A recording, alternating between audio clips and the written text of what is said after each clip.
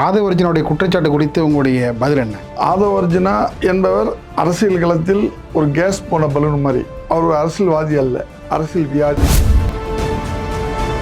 Pass போட்டார்ல Edappadi Palaniswami அவர்கள் அவர் காலத்தில் corona காலம் அந்த பசங்களாம் இன்றைக்கி ஓட்டு போகிற கண்டிஷனில் இருக்கிறாங்க. அந்த ஓட்டுகள் முழுமையாக பார்த்தீங்கன்னா அது அதிமுக அன்னைக்கு போகும் அப்படின்னு சொல்கிறாங்க. உங்களுடைய பார்வை? எங்களுக்கு எங்கள் ஆல் பாஸ் அவர் போட்டாருன்னு நீங்கள் சொல்கிறீங்க. அந்த மாதிரி இப்போ நம்ம ஆல் பாஸ் போட்டால் விட மாட்டாங்களே, இல்லை எங்கள் தலைவர் போட்டுருவாரு. அன்று இருந்த நிலை இன்னைக்கு இல்லை. இப்போ விஜய் வந்திருக்காரு, நம்ம அதையும் பார்க்கணும்ல. நம்ம பெருத்த சேதத்தை ஏற்படுத்துவார் திமுக சொல்கிறாங்க.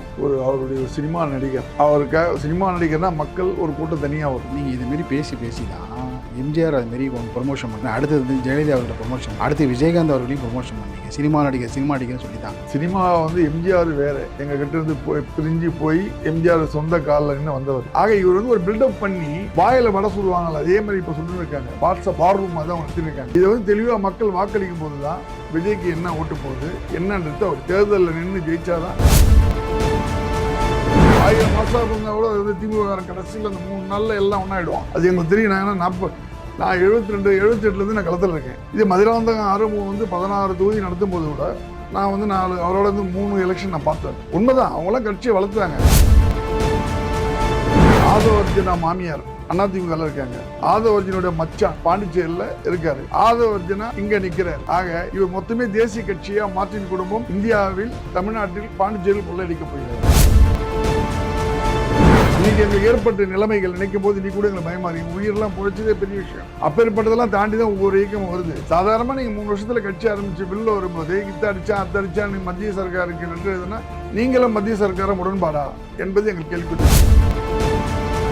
கட்சிக்காரனுடைய எதிர்ப்பாளை அதை எப்படி சமாளிக்க போறீங்க? டி நகர், தாம்பரம் உள்ளிட்ட பல்வேறு தொகுதிகள், சில தொகுதியில் வேட்பாளர் மாற்றம் நடந்திருக்கிறது. அதில் எந்த விதமான சமமான புள்ளிகளை மேற்கொள்ள போறீங்க? எங்கள் தலைவர் நம்பிக்கையோடு டாக்டர் கலைஞர் சொன்னது ஒன்றே ஒன்று, உழைப்பு உழைப்பு உழைப்பு. இதுதான் ஸ்டாலினின் மூலதனம். அவர் சும்மா ஒன்றே வந்துடல, நீங்க சிஎம்மா கட்சியின் தலைவர்.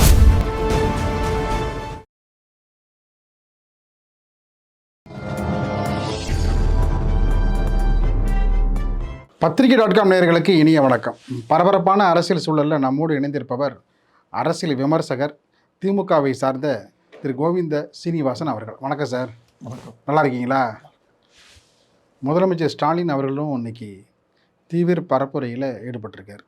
அனல் தெரிக்கும் பரப்புரையில் அதிமுக வெர்சஸ் திமுக அப்படிங்கிற பட்சத்தில் ஆதவ அர்ஜுனா உடைய பேச்சு எப்படி இருக்குன்னா, திமுகவுக்கும் அதாவது தாவேக்காவுக்கும் தான் போட்டி, கள போட்டி என்பது 2 பேருக்கும் இடையில தான்.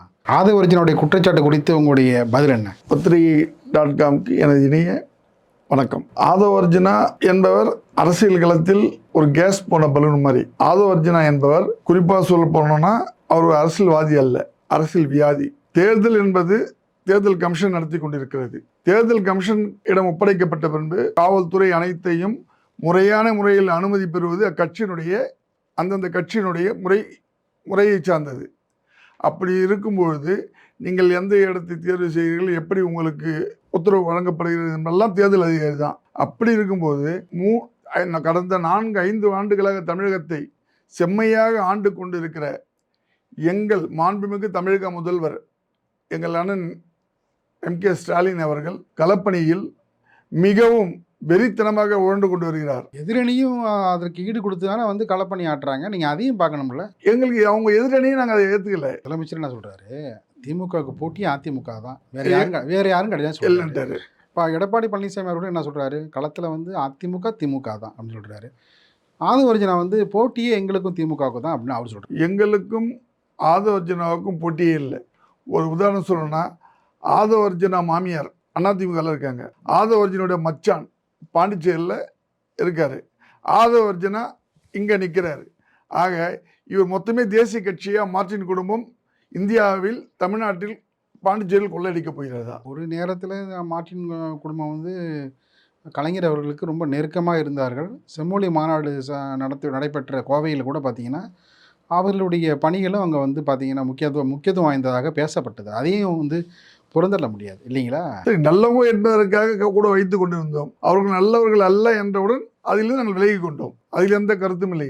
அதற்காக ஒரு மாபெரும் இயக்கம் 70 ஆண்டு காலம் 100 ஆண்டு காலம் கிட்ட திராவிட முன்னேற்ற கழகம் ஒரு மாபெரும் இயக்கம். இந்த இயக்கத்தை தவறான முறையில் இந்த தேர்தல் நேரத்தில் வீண் பழி போடுவது என்பது மிகவும் தவறானது. நேற்று அவருடைய கூட்டத்தில் சோடா பாட்டில் வீசியதாக அவர் மேடையில் பயங்கரமாக பேசுகிறார். ஆனால் இன்று அதே கூட்டத்தில் அவர்களுடைய கட்சியினரே சோடா பாட்டில் அடித்ததாக காவல்துறையிடம் ஒப்புதல் கொடுத்துள்ளனர். இது மக்களுக்கே விளங்கும். இது எது உண்மை என்று மக்கள் புரிந்து கொள்வார்கள். ஆகையினால் நாங்கள் எல்லாம் தாவேக்காவுக்கெல்லாம் பதில் சொல்ற நேரமே எங்களுக்கு இல்லை. அவங்க அவசர அவசரமா உள்துறை அமைச்சருக்கு கடிதம் எழுதியிருக்காங்க விரிவா உங்கள் மீது வந்து பல்வேறு குற்றச்சாட்டுகளை சுமத்தி.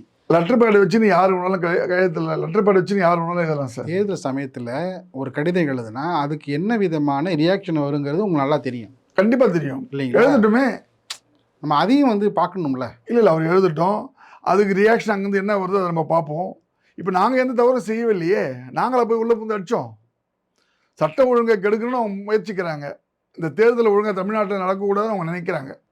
மேஜர் தான் நாங்களாம் சொல்லுவோம். திராவிட முன்னேற்ற கழகம் ராஜீவ்காந்தி இறந்தப்போ அது இந்த நேரத்தில் பேச வேண்டிய தேவையில்லை. ஏன்னா நீங்கள் கூட்டணியில் இருக்கிறீங்க. இப்போ அது இல்லை நாங்கள் தவறாக சொல்லலை. அப்போ ஏற்பட்ட ஒரு இன்சிடென்ட், பயங்கரமான இன்சிடென்ட், அதையே நாங்கள் தாங்கி நின்னோம். தவறாக சொல்லலை. அன்றைக்கி எங்களுக்கு ஏற்பட்ட நிலைமைகள் நினைக்கும் போது இன்னைக்கு கூட எங்களுக்கு பயமாக இருக்குது. எங்கள் உயிரெல்லாம் பொழைச்சதே பெரிய விஷயம். அப்பேற்பட்டதெல்லாம் தாண்டி தான் ஒவ்வொரு இயக்கமும் வருது. சாதாரணமாக நீங்கள் 3 வருஷத்தில் கட்சி ஆரம்பித்து வெளில வரும்போது இத்த அடித்தா அத்த அடித்தா நீ மத்திய சர்க்காருக்கு லெட்டர் எழுதுனா நீங்களும் மத்திய சர்க்காரம் உடன்பாடா என்பது எங்களுக்கு கேள்விக்குறி. இப்போ விஜய் மட்டுமல்ல, ஆதவ அர்ஜுனா மட்டும் இல்லை, எதிர்கட்சி தலைவர் எடப்பாடி பழனிசாமி உங்கள் மீது அதானே சொல்கிறார், சட்டம் ஒழுங்கு சரியில்லைன்னு தானே சொல்கிறாரு. அதுக்கு என்ன பதில்? சரி, மற்ற மாநிலங்களை ஒப்பிடும்போது எங்கள் தமிழகம் சட்டம் ஒழுங்கு சரியாக இருக்குது என்று தான் நாங்கள் சொல்லுவோம். இங்கொன்றும் அங்கொன்றுமாக தவறுகள் நடக்கத்தான் செய்யும். அனைத்தையும் ஒரு கட்டுக்குள் கொண்டு வர முடியாது. நம்மக்கிட்ட இருக்குது 35,000-40,000 போலீஸ் தான். ஆனால் எஃப்ஐஆரே இல்லாத மாநிலம்லாம் கூட இருக்குது. எஃப்ஐஆர் புக்கே கிடையாது வட மாநிலங்களில். அந்த மாதிரி காவல்துறையெல்லாம் இருக்குது, என்னால் சொல்ல முடியும். ஆகையினால் அதை பார்க்கும்போது நம்ம தமிழ்நாட்டில் சட்டம் ஒழுங்கெல்லாம் கெட்டு போச்சுன்னு சொல்லியிருந்தானே, இவங்க எங்கள் மீது, எங்கள் 5 ஆண்டு கால அரசியல் மீது எந்த குறையும் சொல்ல முடியவில்லை. இப்போ எதிர்கட்சி தலைவர் பேசுவதற்கான ஆதாரங்களோடு தானே பேசுகிறாருன்னு அவர் சொல்கிறாரு. எங்கள் புள்ளி ஒருத்தர் கூட சொல்லுங்க, இதில் ஊழல் நடந்தது, அதில் ஊழல் நடந்தது, இதில் ஊழல் நடந்ததுன்னு அவர்கிட்ட கேட்ட புள்ளி ஒருத்தர் எங்களை சொல்லுங்க போகலாம். எங்கள் முதல்வர் இதெல்லாம் இவ்வளோ திட்டங்கள் பண்ணியிருக்காரு, மக்கள்கிட்ட போய் ஓட்டு கேட்குறாரு. இப்போ நலத்திட்டங்களை வந்து நீங்கள் பண்ணியிருக்கீங்க, அதில் எந்த வித மாற்று கருத்தையும் இல்லை. அதே நேரத்தில் இந்த நேரத்தில் ஆன்டி இன்கம்பன்சி, அதே போல் வந்து லா அண்ட் ஆர்டர் இஷ்யூ வந்து உங்களுக்கு வந்து ஒரு தலைவலியாக இருக்கா சார்? லா அண்ட் ஆர்டர் எங்களுக்கு எந்த வித தலைவலியுமே கிடையாது. அதை தானே அவர் சொல்கிறாரு சார். இல்லாத இருக்குதுன்னு சொல்கிறதுனால 10 வாட்டி சொல்கிறதுனால அது உண்மையாயிடாது சார். அவர் அதை தான் சொல்லி ஆகணும், அவருக்கு வேறு வழி கிடையாது. ஏன்னா நான் எங்கள் தலைவர் மொத்தத்தையும் செஞ்சு முடிச்சுட்டாரு. இப்போ செய்ய போகிறத சொல்லி ஓட்டு கேட்குறாங்க. இப்போ அவர் சொன்னது எல்லாம் 5 ஆண்டு காலத்தில் நடத்திட்டாரு. இப்போ புதுசாக நாங்கள் இதை பண்ண போகிறோம்னு சொல்லி ஓட்டு கேட்கும்போது இவங்களுக்கு வயிற்று எரிச்சலாக இருக்குது. அதுக்கு அவங்களால பதில் சொல்ல முடியல.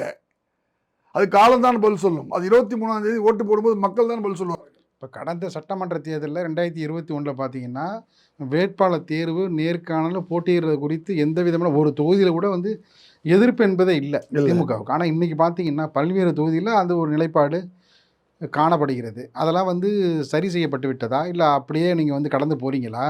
அந்த ஒவ்வொரு தொகுதியிலையும் இருக்கிற அந்த கட்சிக்காரனுடைய எதிர்ப்பாளை அதை எப்படி சமாளிக்க போகிறீங்க? டி நகர், தாம்பரம் உள்ளிட்ட பல்வேறு தொகுதிகள், சில தொகுதியில் வேட்பாளர் வந்து மாற்றம் நடந்திருக்கிறது. அதில் வந்து எந்த விதமான சமமான புள்ளிகளை வந்து மேற்கொள்ள போகிறீங்க? அதெல்லாம் வந்து எதிர்பார்த்துட்டு இருக்காங்க. உங்களுடைய பதில்? எங்கள் தலைவர் நம்பிக்கையோடு டாக்டர் கலைஞர் சொன்னது ஒன்றே ஒன்று தான் சார். உழைப்பு உழைப்பு உழைப்பு, இதுதான் ஸ்டாலினின் மூலதனம். அவர் சும்மா ஒன்றையும் வந்ததில்லை. இன்றைக்கி சிஎம்மா கட்சியின் தலைவராக அப்பேற்பட்ட அந்த தலைவரை ஏற்றுக்கொண்ட நாங்கள் அவர் என்ன கொடுத்தாலும் அதை நாங்கள் பெற்றுக்கொள்வோம். அவர் எங்களுக்கு இல்லை என்று மறுத்தாலும் எங்கள் தலைவரோடு சேர்ந்து நாங்கள் போராடி போர்க்களத்தில் மடிந்தாலும் மடிவே தவிர மற்ற யாருக்கும் இடம் கொடுக்க மாட்டார்கள். எங்கள் திராவிட முன்னேற்ற கழகத்தில் உள்ள நீங்கள் சொன்னீங்கள் அந்த சலசலப்புகள், அவை அனைத்தையும் எங்கள் தலைவர் சரி செய்து விடுவார். இப்போ 1972 பார்த்தீங்கன்னா வட தமிழகத்தில் ஒவ்வொரு பகுதியிலையும் வந்து பொறுப்பாளர் இருந்து வெற்றியை வந்து தேடி தந்தாங்க. உதாரணத்துக்கு பார்த்தீங்கன்னா வட தமிழகத்தில் மதுராந்தகம், சென்னை, செங்கல்பட்டு, சென்னை இந்த பகுதியில் பார்த்தீங்கன்னா மதுராந்தகம் ஆரம்பம் வந்து. அதே போல் வந்து தென்னார்காடு முழுவதும் வந்து செஞ்சி ராமச்சந்திரன் இருந்தார். கடலூர், விழுப்புரம் அந்த பகுதியில் வந்து முட்டம் கிருஷ்ணமூர்த்தி இருந்தார். இந்த பக்கம் பார்த்தீங்கன்னா பண்டூட்டி அந்த பகுதியில் வந்து நெல்லியப்பம் கிருஷ்ணமூர்த்தி இருந்தார். சேலம் கிருஷ்ணகிரி அந்த பகுதியில் வீரபாண்டி ஆறுமுகம் இருந்தார். இந்தமாரி வந்து நிர்வாகிகளாக இருந்து ஒவ்வொரு பகுதியும் வந்து வெற்றியை தேடி தந்த நிகழ்வு. அதுமாரி ஒவ்வொரு பகுதியும் வந்து தளபதியாக தான் இருந்தாங்க. அதே போல் தஞ்சாவூரில் கோசிமணி, உபயதுல்லா, அதே போல் வந்து கிட்டப்பா, தஞ்சை இவங்களுக்கு முன்னாடி கோசிமணி, உபயதுல்லாவுக்கு முன்னாடி யாருன்னா கிட்டப்பா, அதுக்கு முன்னாடி பார்த்தீங்கன்னா மன்னை நாராயணசாமி, இவர்களுக்கெல்லாம் முன்னோடி யாருன்னா மாக்கோமணி இல்லைங்களா? அவருடைய அவர் போட்டு தந்த அந்த அடித்தளம் தான் இன்றைக்கி வந்து அந்த பகுதியில் வந்து கட்சி ஸ்ட்ராங்காக இருக்குது. அதே போல் வந்து திருச்சி அன்பில், அதே போல் வந்து நெல்லை எடுத்துக்கிட்டிங்கன்னு வச்சுங்களேன், அங்கே கேஎன் லட்சுமணன், ஒவ்வொரு பகுதியாக வந்து மதுரை வந்து பொன் முத்துராமலை சொல்லிகிட்டே போகலாம். கோவைனா ராமநாதன், அவங்களாம் வந்து ஒரு களப்பணிங்கிறது வந்து அப்படி இருந்தது அந்த காலகட்டத்தில். இப்போ வந்து 26 ஒன்றியம், 3 நகரம், 16 சட்டமன்றம், 4 பாராளுமன்றம், மதுராந்தகம் ஆறுமுகம் அப்படி இருந்தது. அதுக்கு பிறகு இந்த 28 ஒன்றியம் மாறுற பொழுது கூட அதே வெற்றி, 14 பேரூராட்சி மாறுற பொழுது அதே வெற்றி, அதே போல் 3 மாநகராட்சி மாறுற பொழுது அதே வெற்றி இல்லையா? ஆனால் இன்றைக்கி அந்த நிலைமை இருக்காங்கிறேன். இல்லை, அன்னைக்கு இருந்த காலகட்டத்தில் அரசியல் மக்கள் தொகை கணக்கெடுப்பில் எல்லாமே தொகுதிகள் சின்னதாக இருந்து மக்கள் தொகை கம்மியாக இருந்தது. நீங்கள் சொல்கிற கணக்கு பார்த்தா வீரபாண்டி ஆறுமுகம், செஞ்சி ராமச்சந்திரன், பெரியவர் மதுராந்தகம் ஆறுமுகம், நெல்லிக்குப்பம் கிருஷ்ணமூர்த்தி, அந்த பக்கம் போகிறதுக்கு இவர் அண்ணன் கோசிமணி அவர்கள், இந்த மாதிரிலாம் எல்லாருமே முக்கியஸ்தர்கள்லாம் இருந்தாங்க. எல்லாமே வந்து எப்படின்னா இது பெரியாரால் உருவாக்கப்பட்ட விதை. ஒவ்வொரு பகுதியிலையும் 3 நிர்வாகிகள் இருந்தாலும் 3 நிர்வாகிகள் ஒன்றாக இருந்து வேலை பார்த்தாங்க. திருச்சியில் எடுத்திங்கன்னா ட்ரிபிள்ஸ்ன்னு சொல்லுவாங்க. இன்றைக்கு அந்த நிலைமை இருக்குது. என்னன்னா எல்லாம் கடைசி தேர்தல் நேரத்தில் எல்லாம் ஒன்றாயிடுவாங்க. தேர்தல் நேரத்தில் எங்கள் முதல்வருக்கு என்ன சொல்கிறாரோ அதுதான். 1000 மாதம் இருந்தால் கூட அது திமுக கடைசியில் அந்த 3 நாளில் எல்லாம் ஒன்றாயிடுவோம். அது எங்களுக்கு தெரியும். நான் 72 78லேருந்து நான் களத்தில் இருக்கேன். இது மதுராந்தகம் ஆறுமுகம் வந்து 16 தொகுதி நடத்தும் போது கூட நான் வந்து 4 அவரோட வந்து 3 எலெக்ஷன் நான் பார்த்தேன். உண்மைதான், அவங்களாம் கட்சியை வளர்த்தாங்க. அவங்க வளர்த்துட்டு போன கட்சியை அப்படியே பின்னாடி கொண்டுன்னு வராங்க. இப்போ தாமோ அன்பரசன் எடுத்தீங்கன்னா அவர் வந்து ஒரு இந்த பட்டியலை நான் வந்து வேலூர் துரைமுருகனை விட்டுட்டேன். ஏன்னா அவருடைய களப்பணியும் வந்து குறைத்து மதிப்பிட முடியாது. அதனால தான் இன்றைக்கி வந்து திமுக பொதுச் செயலாளர் இருக்கிறாரு. ஆனால் கடந்த தேர்தலில் 2021 தேர்தலில் மிக மிக குறைந்த வாக்கு வித்தியாசம் ஜெயித்தார். இன்று வந்து அவர் எப்படி அதையும் நம்ம பேசியோம் இல்லைங்களா? நீங்கள் சொல்கிறீங்க அபரிமிதமான வந்து வெற்றின்னு சொல்கிறீங்க. ஒவ்வொரு தொகுதியும் இது டி நகர்லாம் பார்த்தீங்கன்னா குறைந்த வாக்கு வித்தியாசம் அவர் ஜெயித்தார் கருணாநிதி. அன்று இருந்த நிலை வந்து இன்றைக்கி இல்லை. இப்போ வந்து விஜய் வந்திருக்காரு, நம்ம அதையும் பார்க்கணும்ல. நம்ம அவர் வந்து பெரிய லெவலில் தாக்கத்தை ஏற்படுத்திட்டு அதெல்லாம் அடுத்த பிரச்சனை. வாக்குகளை பிரிப்பாங்க, அவர் பிரிப்பாக இருந்தாலும் எல்லாமே சொல்கிறாங்க. வாக்குகளை பிரிப்பார், அந்த வாக்குகள் பெரும் பகுதி வந்து திமுகவுடைய வாக்குகளாக இருக்கும். அதிமுக வாக்குகளையும் பிரிப்பார், எல்லா கட்சி வாக்குகளையும் பிரிப்பார், பெருத்த சேதத்தை ஏற்படுத்துவார் திமுகன்னு தான் சொல்கிறாங்க. அவருடைய சினிமா நடிகர், சினிமா நடிகர்னா மக்கள் ஒரு கூட்டம் தனியாக வரும். நீங்கள் இதுமாரி பேசி தான் எம்ஜிஆர் அதுமாரி ப்ரொமோஷன் பண்ண, அடுத்தது ஜெயலலிதா அவர்களை ப்ரொமோஷன் பண்ண, அடுத்து விஜயகாந்த் அவர்களையும் ப்ரொமோஷன் பண்ணீங்க. சினிமா நடிகர்னு சொல்லி தான். சினிமாவும் இங்கே தமிழகத்தினுடைய அந்த 2 விஷயம் இருக்குங்களா, அதை பிரிக்கவே முடியாது. சினிமா வந்து எம்ஜிஆர் வேறு, எங்கள் கிட்ட இருந்து பிரிஞ்சு போய் எம்ஜிஆர் சொந்த காலில் நின்று வந்தவர். ஜெயலலிதா வேறு, அது ஒரு ஆக்சிடென்ட். என்ன இவர் வந்து அப்படி இல்லை. ஏன்னா இதுக்கு முன்னாடி விஜயகாந்த் வந்தார்ல, அவர் நேராக வந்துடல, முதல்வரா வர முடியல. இவர் வந்து எதிர்கட்சி தலைவர் ஆனார். அவர் 2 எலெக்ஷனை பார்த்தார்ல. அவர் எதிர்கட்சி தலைவர் ஆனப்போ திமுக வந்து எதிர்கட்சி தலைவரே இல்லை. அவர் 2 முறை தோத்து பிறகு அவர் வர வெளியில் 3வது வாட்டி எலெக்ஷனில். இவர் அப்படி இல்லையே, 3 வருஷம் கூட ஒரு கட்சி ஆரம்பிக்கல.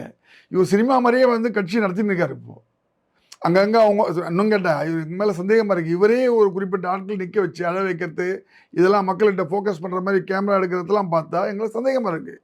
ஆக இவர் வந்து ஒரு பில்டப் பண்ணி வாயில் வடை சுடுவாங்கள்ல, அதே மாதிரி இப்போ சுட்டுன்னு இருக்காங்க. வாட்ஸ்அப் வார் ரூமாக தான் அவங்க நடத்தின்னு இருக்காங்க. இதை வந்து தெளிவாக மக்கள் வாக்களிக்கும் போது தான் விஜய்க்கு என்ன ஓட்டு போகுது என்னன்றது அவர் தேர்தலில் நின்று ஜெயிச்சாதான் வெற்றி வாகை சூடும்போது தான் தெரியும் அவர் எவ்வளோ ஓட்டு போகுதுன்னு. அவரால் எங்களுக்கு எந்தவித பாதிப்பும் இல்லை. எங்களுக்கு திமுகவுக்கு நாங்கள் எங்கள் தலைவர் சொன்ன மாதிரி 200 தொகுதி கஷ்டப்பட்டு நாங்கள் ஜெயிச்சு கொடுப்போம். எங்ககிட்ட நிறைய வந்து எங்கள் தலைவர் செஞ்சுருக்காரு. எங்கள் தலைவர் மேலே அது பயங்கரமான பாசத்தை பெண்கள் வச்சுருக்காங்க. இல்லை, தேர்தல் அறிக்கையில் வந்து தெளிவாக சொல்லியிருக்கிறாரு. மகளிர் சுய உதவிக்குழு உள்பட மகளிருக்கான பல்வேறு திட்டங்களை சொல்லியிருக்கிறாரு. அதே மாதிரி தேர்தல் அறிக்கை அதிமுகவும் அது பெரிய வெளியிட்டிருக்காங்க. எங்களை பார்த்து தான் திமுக வந்து தேர்தல் அறிக்கையை வந்து அவங்க நகல் எடுத்துட்டாங்கங்கிற விதத்தில் அவங்க பேசுகிறாங்க. எல்லாரும் தேர்தல் அறிக்கையை பார்த்துருப்பாங்க. சொன்னதை செஞ்ச ஒரு தலைவர் எங்கள் தலைவர் தான், எங்கள் முதல்வர் தான். இல்லை, இதுக்கு முன்னாடி பார்த்தீங்கன்னா திமுக தேர்தல் அறிக்கை எல்லா தேர்தல் அறிக்கையை விட வந்து கொஞ்சம் வந்து ஒருபடி மேலே இருக்கும். இந்த முறை பார்த்தீங்கன்னா அதிமுக தேர்தல் அறிக்கையும் திமுக தேர்தல் அறிக்கையும் கடுமையான ரேஸில் வந்து யார் வந்து ஃபஸ்ட்டில் போகிறது அப்படின்னு அந்த போட்டியில் வந்து தான் எல்லாருமே சொல்கிறாங்க. இல்லை, அந்த போட்டியில் ரொம்ப என்ன நினைக்கிறாங்கன்னா, மக்கள் ஏற்கனவே தலைவர் சொன்ன மாதிரி தமிழக முதல்வர் செஞ்சுட்டாரு, இப்போ அவர் கொடுத்துக்கிறது அடுத்து வந்தாலும் அவர் செய்வார் அப்படின்ற கணக்கில் தான் நாங்கள் பார்க்குறோம். மக்கள் அதான் எதிர்பார்க்குறாங்க. நாங்கள் அப்படி தான் பேசுவோம். நான் அப்படி தான் சொல்லுவேன். ஏன்னா இன்னொன்று, படித்த மாணவர்கள் கல்லூரி பட்டதாரிகள் முடிச்சவங்க எல்லாரும் இன்றைக்கி விஜய் நேசிக்கிறாங்கன்னு நீங்கள் சொல்கிறீங்க. அவங்கெல்லாம் ஓட்டு மிஷின்கிட்ட போகும்போது அவங்க மனசாட்சியோடு நினச்சி பார்த்தாங்கன்னா உதயசூரியன் தான் அவங்க கை போகும் ஓட்டு. ஏன்னா நம்பிக்கையாக நாங்கள் இருக்கோம். அந்த அளவுக்கு எங்கள் இளையவர் விளையாட்டுத்துறை அமைச்சர் டெப்டி சிஎம் அவ்வளோ மாணவர்களுக்கு செஞ்சுருக்காரு. மாணவ மணிகளை கண்மணி மாதிரி பார்த்து ஒவ்வொன்றும் காலேஜ் எல்லாத்துலேயும் கொண்டு போய் குழந்தைகளை சேர்த்துருக்காரு. அதை விட மாண்புமிகு முதல்வர் தமிழகம் மொத்தம் பம்பரமாக சுற்றி எல்லா ஸ்டூடெண்ட்ஸுக்கு என்ன செய்யணுன்றத வந்து கல்வி தான், நீ படிச்சுக்குங்க, படிப்பு தவிர ஒன்றுமே கிடையாது உங்களுக்கு வாழ்க்கையில் அப்படின்றது சொன்ன ஒரே ஒரு நாடு தமிழ்நாடு தான். தமிழ்நாடு சிஎம் அண்ணன் எம்கே ஸ்டாலின் தான். வேறு எந்த முதல்வரும் தமிழக படிச்சுக்கன்னு சொல்லலை. உனக்கு சொத்தே படிப்பு தான், நீ படிச்சுக்கோ நான் பண்ணுறேன் அப்படின்னு சொன்ன ஒரு முதல்வருக்கு வாக்களிப்பார்கள். அதனால தான் ஒரு 200 நாங்கள் வெற்றி பெறுவோம் என்று அவர் கூறியுள்ளார். பெருந்தலைவர் காமராஜர் காலத்திலேருந்து பார்த்தீங்கன்னா கல்விக்கு தான் முக்கியத்துவம் கொடுத்துட்ருக்காங்க. பெருந்தலைவர் காமராஜர் தான் பார்த்தீங்கன்னா 1ஆம் 5ஆண்டு திட்டம், 2ஆம் 5ஆண்டு திட்டம் இரண்டுத்துலேயும் பார்த்தீங்கன்னா எல்லா துறையை விட கல்விக்கு அதிக முக்கியத்துவம் கொடுத்தாரு. அதனால தான் தமிழ்நாடு வந்து கல்வியில் வந்து இந்தளவுக்கு வளர்ச்சி. அதுக்கப்புறம் பார்த்தீங்கன்னா உயர்கல்வியில் எம்ஜிஆர் அவர்கள், அது ஒவ்வொரு ஆட்சியாளர்களும் கல்விக்கு வந்து அளவு கடந்து முக்கியத்துவம் நான் அதை தான் கொடுத்துட்ருக்காங்க. தொடக்கத்தில் யார் கொடுத்தாங்கங்கிறது ரொம்ப ரொம்ப முக்கியம். அந்த ஃபவுண்டேஷனில் தான் இன்றைக்கி வந்து ஒவ்வொரு அரசும் வந்து நடைபெற்று கொண்டிருக்கிறது. அதுதான் வந்து யதார்த்தமான உண்மை மட்டும் இல்லை, புள்ளி விவரமும் அதான் சொல்லுது. ஒவ்வொரு ஆட்சியாளர்களும் இன்றைக்கி இருக்கிற முதலமைச்சர் மு க ஸ்டாலின் எல்லாருமே வந்து கல்விக்கு எந்த விதத்தில் தங்களால் முடிந்த பங்களிப்பை செய்துக்கிட்டு இருக்கிறாங்க. நம்ம அதையும் வந்து நினைவு கூறணும். நினைவு கூறுறதுனால நீ அதிகமாக வந்து கல்வின்னும் போது கலைஞர் வந்து அதிகமாக காலேஜுகள் இதெல்லாம் கொண்டு வந்து எல்லாத்தையும் டெவலப் பண்ணும்போது அடுத்து வந்து முதல்வர் எங்கள் தனியார் கல்லூரிகள் அதிகமாக வந்தது உயர்கல்வியில் வந்து எம்ஜிஆர் காலத்தில் தான் அது வந்தது. அவர் காலத்தில் ஸ்டார்ட் பண்ணால் அதுக்கு அடுத்தது வந்து அதுக்கு வந்து பார்த்தீங்கன்னா அதே மாதிரி எடப்பாடி பழனிசாமி அவர்கள் காலத்தில் தான் 11 மருத்துவக் கல்லூரி வந்தது. 7.5 அவர்களுடைய காலத்தில் தான் வந்து அது அதிக தேர்தல் அறிக்கைலாம் சொல்லியிருக்காரு எடப்பாடி பழனிசாமி அவர்கள். அந்த 7.5 அது ஏழை எளிய மருத்துவ மாணவர்களுக்கு 10 விழுக்காடாக உயர்த்தப்படும், அதையும் குறிப்பிட்டிருக்காரு. அது போன்ற ஒரு ஆக்கப்பூர்வமான விஷயம் வந்து திமுக தேர்தல் அறிக்கை இருக்குதா? கண்டிப்பாக இருக்குது. இந்த வாட்டி நிறைய கல்லூரிகள் திறக்கப்பட்டிருக்கு. இவர்படியில் அந்த பக்கம் தென் மாவட்டங்களில் சில கல்லூரிகள் இப்போ பண்ணியிருக்காரு. கல்லூரிகள் அதிகமாக இருந்தாலும் அதில் வந்து படிக்க வேண்டிய வசதி வாய்ப்பினை பிள்ளைகளுக்கு செய்து கொடுத்தார். இன்னொரு விஷயம் சொல்கிறாங்க, அது ஆல் பாஸ் போட்டார்ல எடப்பாடி பழனிசாமி அவர்கள் அவர் காலத்தில், அந்த கொரோனா காலத்தில் அந்த பசங்களாம் இன்றைக்கி வந்து ஓட்டு போகிற கண்டிஷனில் இருக்கிறாங்க. அந்த ஓட்டுகள் முழுமையாக பார்த்தீங்கன்னா அது அதிமுக அணிக்கு போகும் அப்படின்னு சொல்கிறாங்க. உங்களுடைய பார்வை? எங்களுக்கு வந்து எங்கள் ஆல் பாஸ் அவர் போட்டாருன்னு நீங்கள் சொல்கிறீங்க.